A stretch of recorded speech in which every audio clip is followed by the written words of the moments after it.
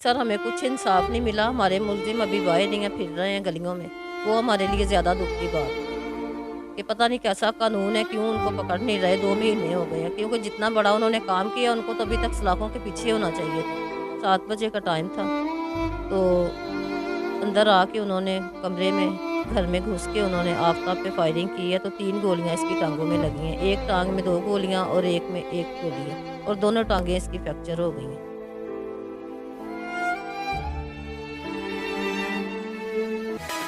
ESPN news के साथ मैं हूं मियां अरसलान। नाज़रीन, आज मैं आपकी मुलाकात एक ऐसी मां के साथ करवाने जा रहा हूं जिसके घर के सबसे बड़े बेटे को, वाहिद कफील को, दुश्मन गोलियों का निशाना बनाते हैं और सबसे बड़ा बेटा आज चारपाई पर अपनी माजूरी की जिंदगी गुजार रहा है। आइए इस मां से बात करते हैं, पूछते हैं कि दुश्मनों ने इसके बेटे को क्यों गोलियों का निशाना बनाया और आज ये माँ किस तरह दर बदर की ठोकरें खा रही है और इंसाफ की अपील कर रही है। अस्सलाम वालेकुम। वालेकुम अस्सलाम। माँ जी, क्या नाम? सलीमा। ये बताएं, आपके हस्बैंड क्या कर रहे मेरे हस्बैंड ड्राइवर हैं। हैं? अच्छा, अभी काम कर रहे हैं। हाँ जी।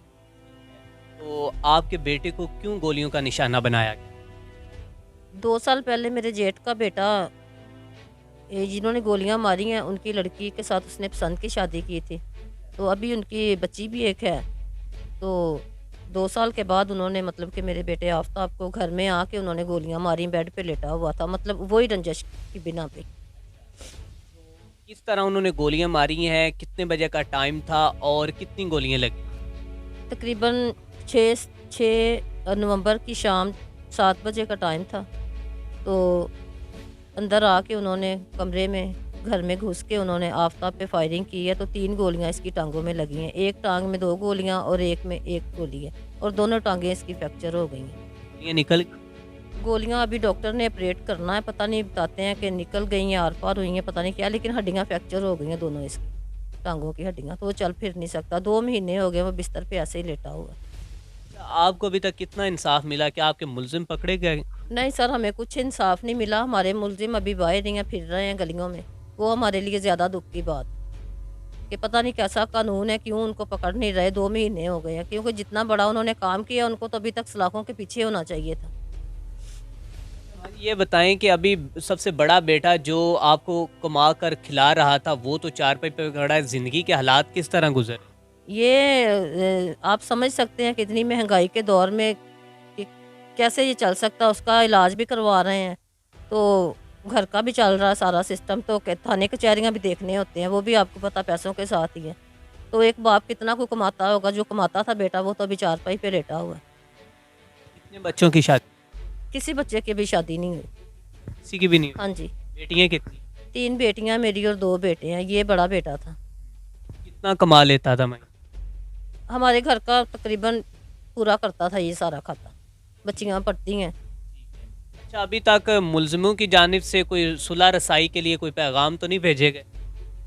हमारे पास तो नहीं मिले, तो पता नहीं अभी क्या उनका ज़हन है, क्या करना चाहते हैं। हमें तो अभी तक उनकी धमकियाँ ही मिल रही थी कि हमने ये कर देना, हमने वो कर देना है। तो लिहाज़ा हमें कोई इंसाफ नहीं अभी तक मिला। अस्सलाम वालेकुम। वालेकुम सलाम। भाई, क्या हाल है? बस सब बेहतर है पहले। अच्छा, ये बताएं कि अभी किस तरह तकलीफ़ महसूस कर रहे हैं और कहाँ-कहाँ गोलियाँ लगी आपको? मेरी टाँगों पे 3 गोलियाँ लगी हैं तो तकलीफ़ बहुत है। हुँ। तो वो बड़ी मुश्किल बस ज़िंदगी का ये है ना, हर हिस्सा जा रहा है मेरे। अच्छा, एक सेहतमंद इंसान जब ज़िंदगी के बहारें देख रहा होता है, जहाँ दिल करता है वो जा रहा होता है और आज आप मजदूरी की हालत में हैं, तो इस वक़्त को कैसे गुज़ार रहे हैं? बहुत मुश्किल गुज़ार रहे हैं, इधर तो बस एक-एक सेकंड मिनट इस तरह जाता है जैसे कि सालों में। बहुत मुश्किल है, मैं तो वॉशरूम भी करने से ना बहुत तंग हूँ। ठीक है। तो आप अभी हमारे अदारों से क्या अपील करना चाहते हो? किस तरह का इंसाफ चाहते हो? बस कानून के मुताबिक जो उनकी सज़ा बनती है वो उन्हें मिलनी चाहिए। अभी 2 महीने हो गए हैं वो फिर रहे हैं गलियों में, धमकियाँ ही आती हैं उनकी, तो कोई पुलिस पकड़ नहीं रही उन्हें। हुँ, हुँ। अच्छा, जब आपको गोलियाँ लगी, आप बाहर थे या घर में थे? घर में मैं लेटा हुआ था अपने बेड पे। अच्छा, ऊपर आके उन्होंने गोलियाँ मारी? जी, अंदर आते गए हैं तो उन्होंने गोलियाँ मारनी शुरू कर दी। मेरे साथ मेरे चाचू का बेटा भी था, हुँ, हुँ। वो छोटा था, वो भाग के दूसरे घर में गया है। सबको बताने जैसे ही दूसरे मेरे कज़न-कुज़न आए हैं देखने के लिए, तो उन्होंने उनकी तरफ ही अंधाधुंध फायरिंग की है। इसके नतीजे में गेट पे भी फायर लगे हैं और एक मेरे कज़न की और और कोई भी टाँगों में फायर लगा हुआ। अच्छा माँ जी, अभी आप आईजी पंजाब साहब से क्या कहना चाहती हैं? किस तरह का इंसाफ चाहती हैं? मुल्ज़िमों को फांसी लगवाना चाहती हैं? क्या चाहती हैं?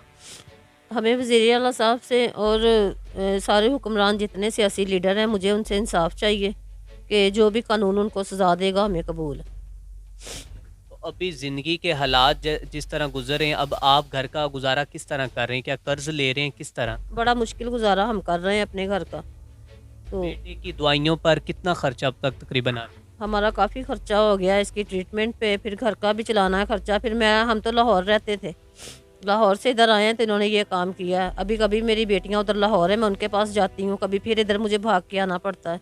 कल मैं बारिश में आई हूँ तो रास्ते में मैं गिर गई, मेरा एक्सीडेंट हो गया था। तो खुदावंद का शुक्र है मैं बड़ी मुश्किल से बची हूँ।